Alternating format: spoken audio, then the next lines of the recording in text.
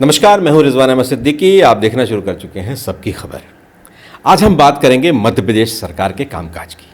मध्य प्रदेश के मुख्यमंत्री के बारे में बात करेंगे। बहुत चर्चाएं चल रही हैं कई दिनों से। मध्य प्रदेश में बहुत नेता दिल्ली में जाते हैं, मुलाकात करते हैं, कुछ नेता शिकायत करते हैं, वो भी मीडिया में अब कवरेज होने लगा है। तो क्या मध्य प्रदेश में कुछ बदल रहा है? इस पर चर्चा तो हमने बहुत की, लेकिन मध्य प्रदेश में हो क्या रहा है? मध्य प्रदेश के मुख्यमंत्री को काम करने का मौका मिल भी रहा है, वो काम अच्छे से कर भी पा रहे हैं, वो करते भी हैं कि नहीं करते हैं, वो जिम्मेदार हैं कि नहीं, ऐसे बहुत ढेर सारे सवाल हैं। इन सब पर हम रविंद्र जैन जी से बात करेंगे।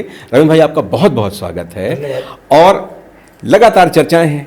एक नेता हवाई यात्रा पर जाता है दिल्ली तो हमको लगता है, सबको लगता है कि मध्य प्रदेश में कुछ होने वाला है, और हलचल मच जाती है। इस पर बहुत सी बातें होती हैं, फिर अलग अलग दरबारों पे लोग हाजिरी देते हैं। और मध्य प्रदेश में हम पिछले 2.5 साल से बहुत हद तक ऐसे ही सुनते हैं, आज नहीं, कल मरे कल दूसरा दिन टाइप बहुत सी बातें होती रहती हैं, लेकिन होता बहुत कुछ नहीं है। लेकिन हो क्या रहा है मध्य प्रदेश में ये सब कुछ? देखिए रिजवान भाई, मैं एक बात गारंटी से कह रहा हूँ, दतिया चुनाव के बाद मध्य प्रदेश में स्थिति सामान्य नहीं है, असामान्य है। अब यदि स्थिति असामान्य है तो जिम्मेदार कौन है, यही पूछा जाएगा। तो एक वर्ग है भारतीय जनता पार्टी के अंदर, और बड़ा वर्ग है जो भोपाल से दिल्ली तक भाग दौड़ करके ये सिद्ध करने की कोशिश कर रहे हैं कि इसके लिए मुख्यमंत्री जिम्मेदार हैं। कुछ कह रहे हैं कि इसके लिए हेमंत खंडेलवाल संगठन जिम्मेदार है। तो बहुत सारी चीज़ें चल रही हैं, लेकिन बहुत सारी चीज़ों में एक चीज़ मैं आपको बताऊं, पिछले दिनों हमने एक कार्यक्रम बनाया था और हमने कहा था कि जो प्रधानमंत्री जी और शिवराज सिंह जी की मुलाकात दिल्ली में हुई है वो सामान्य नहीं थी। शिवराज जी ने मध्य प्रदेश को लेके कई बातें प्रधानमंत्री जी को कही हैं। अब हम देख रहे हैं कि दिल्ली के कुछ चैनल हमारी खबर को ही लपक लिए।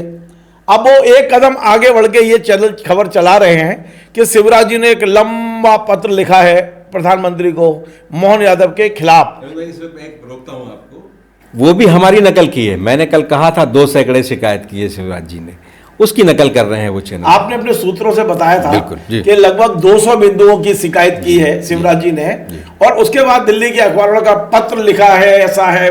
पत्र किसी के पास है नहीं। देखो, भारतीय जनता पार्टी में ये इस तरह की शिकायतें होती भी नहीं हैं, लेकिन मीडिया है वो तो आप जानते हो कि स्टूडियो में किस तरह की खबरें गढ़ी जाती हैं आजकल। खैर, अब मैं मूल मुद्दे पे आता हूँ।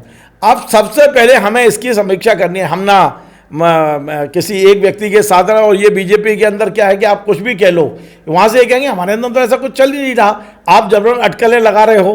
लेकिन सच्चाई बताता हूँ, मेरे पास ये सूचना है कि दतिया चुनाव को लेकर सिंगल नाम गया था, नरोत्तम मिश्रा जी का सिंगल नाम गया था, लेकिन वहाँ से संगठन महामंत्री VL संतोष साहब ने संगठन को बताया कि एक नहीं 3 नाम दीजिए। यहाँ से 3 नाम भेज दिए गए। नरोत्तम मिश्रा जी का टिकट कट गया और पार्टी चुनाव हार गई। जिम्मेदार किसकी? जिम्मेदारी किसकी? मुख्यमंत्री की।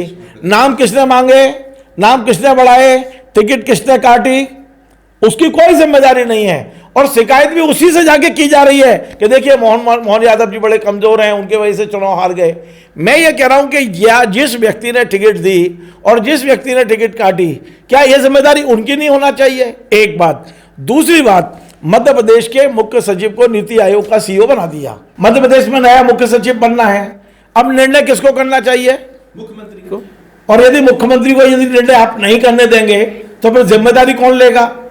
मध्य प्रदेश में सारे काम यदि दिल्ली को करने हैं, DG वहां से फाइनल होगा, CS वहां से फाइनल होगा, मंत्री वहां से फाइनल होंगे, यहां तक कि यहां भारतीय जनता पार्टी में मंडल अध्यक्ष और मंडल की कमेटियां भी दिल्ली से फाइनल होंगी। तो फिर मध्य प्रदेश में अधिकार किसके पास है, ये सवाल है। मुझे याद है प्रभात झा जी अब दुनिया में नहीं है, वो जब प्रदेश अध्यक्ष थे तो वो अपनी टीम से ये कहते थे कि यार दिल्ली पे ज्यादा निर्भर मत रहो, वरना वो पूरा कब्जा कर लेगी आके। और आज स्थिति ऐसी हो गई है रिजवान भाई कि हमें लगता ही नहीं कि मध्य प्रदेश में मुख्यमंत्री हैं, मध्य प्रदेश में प्रदेश अध्यक्ष हैं, ये लोग सब दिल्ली की तरफ देखा करते हैं, चाहे CM हो, प्रदेश अध्यक्ष हो। और जब सारा काम दिल्ली से ही होना है तो फिर तय भी दिल्ली को ही करना चाहिए। क्या ये दतिया की हार की जिम्मेदारी दिल्ली की नहीं होना चाहिए? लेकिन क्या आपने सुना, क्या एक भी नेता ने दिल्ली जाके ये कहा कि साहब आप जिम्मेदारी लीजिए हार के लिए, क्योंकि टिकट आपने तय किया? ये तमाम सारी चीजें हैं। तो मैं इस बात को ये कहना चाहता हूँ कि बेशक आप कुछ भी लगाइए कि मुख्यमंत्री की ये कमजोरी है, फलाने की ये कमजोरी है, संगठन की ये कमजोरी है, लेकिन ऐसा मुझे महसूस हो रहा है कि सत्ता हो या संगठन हो, सारे सूत्र दिल्ली ने अपने हाथ में ले लिया है। बिल्कुल, जो सत्ता का विकेंद्रीकरण जो होता था, अब केंद्रीकरण हो गया पूरी तरह से, और जो छत्रप हैं उनको सांस लेने भी न दिया जाए, इस तरह की परिस्थितियां बन गई हैं।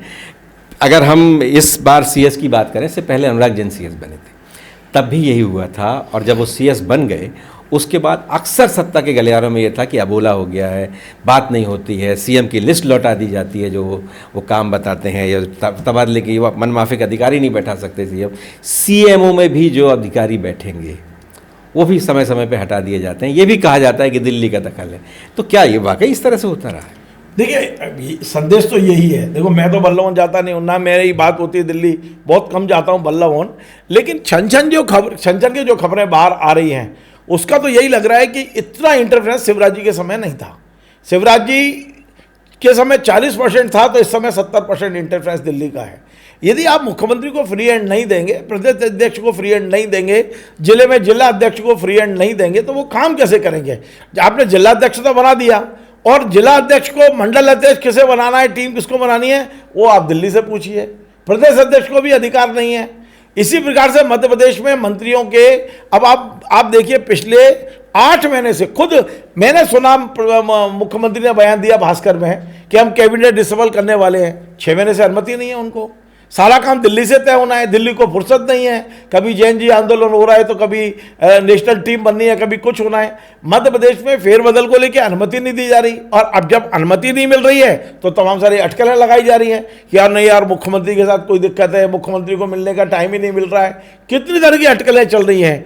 इन अफवाहों पर कब विराम लगेगा? मैं ये नहीं कह रहा हूँ कि इसके पीछे कोई खबर ही है, लेकिन लगातार जो अफवाहें चल रही हैं पिछले दतिया चुनाव के बाद से मध्य प्रदेश में, उससे सत्ता और संगठन दोनों का नुकसान हो रहा है। बिल्कुल, जनता का तो नुकसान होता ही है इस तरह की परिस्थितियों में। रविंद्र भाई, भ्रष्टाचार की रोज कहानियां आती हैं, भ्रष्टाचार की रोज बात होती है, इसकी जिम्मेदारी कौन लेगा? देखिए, निश्चित तौर पर सामूहिक जिम्मेदारी है। मध्य प्रदेश में भारतीय जनता पार्टी के 29 सांसद हैं। आप एक एक सांसद से पूछ लो, जब वो बोलना शुरू करेगा तो फट पड़ता है वो हमारे सामने कि सब काम ही नहीं हो रहे हमारे। और अधिकारी इस समय इतने ज़्यादा बेलगाम हो चुके हैं, कंट्रोल नहीं है अधिकारियों के ऊपर, तो ये जिम्मेदारी तो लेनी पड़ेगी ना। अब मैं कह रहा हूँ मुख्यमंत्री की होना चाहिए सीधी जिम्मेदारी। नहीं, हमने सुना था सीएस ने कहा था कि मुख्यमंत्री कह रहे हैं कि सारे कलेक्टर जो हैं वो भ्रष्टाचार करते हैं। सीएस ने ये बाकायदा अखबार में छपा भास्कर में जी कि ये बड़ी शर्मनाक थी कि कलेक्टरों की मीटिंग में सीएस खुद बोल रहे हैं कि माननीय मुख्यमंत्री जी का कहना है कि मध्य प्रदेश में एक भी ईमानदार कलेक्टर नहीं है। ये कितनी बड़ी शर्मनाक बात है। और ये हम चलाएंगे तो लोग कहेंगे यार तुम्हारा चैनल तो यार वो कांग्रेसी चैनल होगा, बिका हुआ चैनल होगा, किसी से आप लोग क्या प्रायोजित होकर खबर चला रहे हो। लेकिन वो सीएस जो खुद बोल रहे हैं ऑनलाइन, वो रिकॉर्ड हुआ था, वो रिकॉर्डिंग है लोगों के पास जी, कि मध्य प्रदेश में एक भी कलेक्टर ईमानदार नहीं है। मुझे ऐसा लगता है कि एक जो कसावट है उसकी बहुत ज़रूरत है मध्य प्रदेश में, और ये कसावट तभी आ पाएगी जब आप मुख्यमंत्री को, प्रदेश अध्यक्ष को, इन लोगों को जब आप फ्री हैंड देंगे। मुझे लगता है कि मध्य प्रदेश में दिल्ली का इंटरफेरेंस कम करना बहुत ज़रूरी है। बिल्कुल, मुख्यमंत्री जिस तरह से दिल्ली ने अब संदेश देकर, इसलिए कि अभिनय भी किया जा सकता था, लेकिन जिस तरह से दिल्ली ने संदेश दिया कि हम पर्ची भेज के मुख्यमंत्री बना सकते हैं, और उसके बाद से मुख्यमंत्री का जो इकबाल है उस पर बहुत सा सवाल खड़ा हुआ था। देखिए, वो उनकी प्रक्रिया आजकल एक राज्य में नहीं है, केवल मध्य प्रदेश में नहीं किया उन्होंने, ये कई राज्यों में किया है। और हम ये देख रहे हैं लगातार कि ये प्रक्रिया ही बदल चुकी है। नरेंद्र मोदी और अमित शाह की बीजेपी ने प्रक्रिया बदली है। लेकिन आप जानते हो रिजवान भाई, ये भारतीय जनता पार्टी में बहुत दिन नहीं चलेगा। अब आप देखना, ये फिर परिवर्तन करना पड़ेगा इनको। और मुझे लग रहा है कि जैन जी आंदोलन एक टर्निंग पॉइंट है बीजेपी की पॉलिटिक्स के लिए। अभी जो राष्ट्रीय कार्यकारिणी बनी है, इससे लेकर इस तरह की खबरें आ रही हैं कि अमित शाह और नरेंद्र मोदी जी की एक तरफा नहीं चली है, इसमें कई और से भी गुणा भाग चले हैं, और इनके कई खास लोगों को घर बिठा दिया गया है।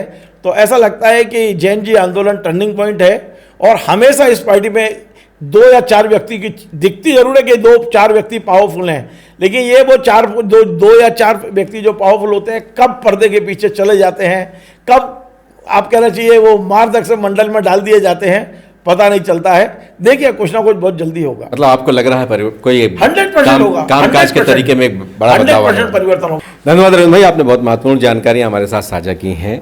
तो मुख्यमंत्री अगर मुख्यमंत्री की तरह काम नहीं कर पाएंगे, प्रदेश अध्यक्ष की तरह काम नहीं कर पाएंगे, फ्री हैंड तो एक शब्द है, लेकिन ये एक ऑटोनोमस बॉडी है, इसलिए कि ये राज्य सरकार है, प्रदेश की भारतीय जनता पार्टी है। अगर ये अपने काम, अपने निर्णय सब कुछ केंद्र से ही पूछेंगे तो कैसे कोई नेतृत्व उभर के आ पाएगा, कैसे लोगों के सही ढंग से काम हो पाएंगे। मध्य प्रदेश की क्या ज़रूरत है वो मध्य प्रदेश बेहतर समझता है, यहाँ का नेतृत्व बेहतर समझता है, और वो अधिकारियों से जो समन्वय नहीं बैठ रहा है। जाहिर है कि जब CS और DG दोनों केंद्र की इच्छा के होंगे, उनसे सीधे संवाद वाले होंगे, तो मध्य प्रदेश के लोगों को उस तरह से तो तरजीह नहीं देंगे। और पीछे तो ये होता रहा है। इस बार भी जो CS बने, चर्चा यही है कि जो CS जा रहे थे उन्होंने अपना उत्तराधिकारी चुन लिया। अब उनके चुनने से एक उत्तराधिकारी यहाँ आ गए, तो जाहिर है उस लीडर को आप कितनी जिम्मेदारी देंगे, उसको कितना जिम्मेदार ठहराएंगे, या कुछ जिम्मेदारी आप भी लेंगे। इसलिए कि ये जो सामूहिक जिम्मेदारी है, निर्णय अगर आपको लेना है तो जिम्मेदारी भी आपको लेनी पड़ेगी। आपको अगर हमारे कार्यक्रम पसंद आए तो इसे आप लाइक कीजिए, कमेंट कीजिए, शेयर कीजिए और हमारे चैनल को सब्सक्राइब अवश्य कीजिए। धन्यवाद।